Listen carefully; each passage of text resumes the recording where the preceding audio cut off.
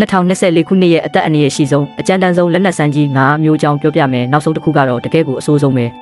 ပထမဆုံးတစ်ခုကငွေဆိုးသားမြောင်ပဲဖြစ်ပါတယ်ဒီကောင်ကဘလေဒစ်ရှည်ကြီးတွေပါပြီးတော်တော်လေးလဲထက်တယ်တစ်ချက်သေးနဲ့တင်လူရောက်100လောက်ကိုအေးဆေးပိုင်းပြနိုင်တဲ့အထိစွမ်းအားရှိတာထက်လွန်းလို့ကင်တဲ့အခါနည်းနည်းလေးလက်လွန်သွားတာနဲ့တင်ကိုယ့်ဘာသာကိုဖျက်ရှာပြီးတွေးထွက်လွန်တင်နိုင်တဲ့အထိကြောက်ဖို့ကောင်းတယ်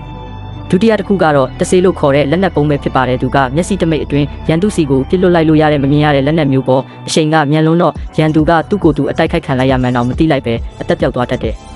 ဒါတွေတင်ကြောက်စရာကောင်းနေပြီလားဆိုတော့မဟုတ်သေးဘူးတတိယမြောက်လက်နက်ကလိုးစားတဲ့ကြည့်လိုက်ရင်တော့ဓာတ်တလက်ထဲထင်ရပေမဲ့ခလုတ်လေးတစ်ချက်နှိပ်လိုက်တာနဲ့ဘေးကနေနောက်ထပ်ဓာတ်သွားနှချောင်းရုပ်တရက်ထွက်လာတာမျိုးစတုထတစ်ခုကတော့ဇာမနီလက်သေးလို့ဧခါပါတဲ့လက်မှာစွပ်ပြီးသုံးရတဲ့လက်နက်သေးစားလေးပေါ်ဒါပေမဲ့ကြားတစ်ကြားရဲတွေရဲ့လက်သေးထက်တောင်ပိုထပ်ပြီးအနေရများသေးတယ်အစိုးဆုံးနဲ့အနေရရှိဆုံးနောက်ဆုံးလက်နက်ကြီးအကြောင်းမပြောခင်ဘဟုတုဒတွေနေတိုင်းတိုးပွားဖို့အတွက်ကျွန်တော်ကိုပလက်ခလုတ်လေးနှိပ်ပြီး follow လုပ်ထားပေးကြအောင်နော်နောက်ဆုံးပူစမမြောက်အစိုးရဆုံးလက်နက်ကတော့ဂလေဒီယေတာပဲဒီကောင်ကတော့အထက်မြက်ဆုံးဓာတ်သွားဒီဇိုင်းနဲ့လုပ်ထားတာအဆင့်မြင့်ဆုံးစစ်ဗိုလ်ချုပ်တွေစစ်သားတွေပဲကင်ခွင့်ရှိတယ်ဘလောက်တောင်ထက်လဲဆိုရင်လောကမှာရှိတဲ့အကြီးမားဆုံးအရာဝတ္ထုတွေကိုတင်ဖြတ်တောက်နိုင်တာမဟုတ်ဘူးခမရဲ့အစီရွှဲနေတဲ့ဘိုက်ပူပူကြီးကိုပါအေးစေးအပိုင်းပိုင်းဖြစ်ဖြစ်နိုင်တဲ့အထိလုံးဝကိုအစွမ်းထက်လွန်တာဗျာ